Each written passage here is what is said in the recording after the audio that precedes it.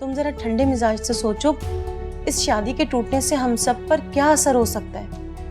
मामा, आप भी वही बातें कर रही हैं जो भाई और बाबा कर रहे हैं। क्योंकि तुम्हारे बाबा और भाई बिल्कुल ठीक कह रहे हैं। बात सिर्फ दौलत और स्टेटस की नहीं है बेटा, इज्जत और भरम की भी है। जमान और समदानी का ताल्लुक पिछले 30 साल से है। लोग मिसालें देते हैं इन लोगों की। तो आपको अपने बेटे से ज्यादा लोगों की बातों और लोगों की परवाह है? मुझे लोगों की परवाह नहीं है, मुझे इन दो खानदानों की इज्जत की परवाह है।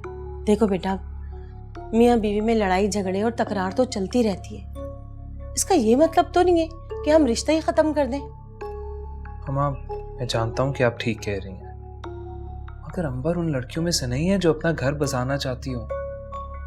मुझे हासिल करना उसकी सिर्फ जिद थी, और अब जब उसको मेरे रंग में ढलना पड़ रहा है तो अब वो अपने आप को सफोकेट महसूस कर रही है।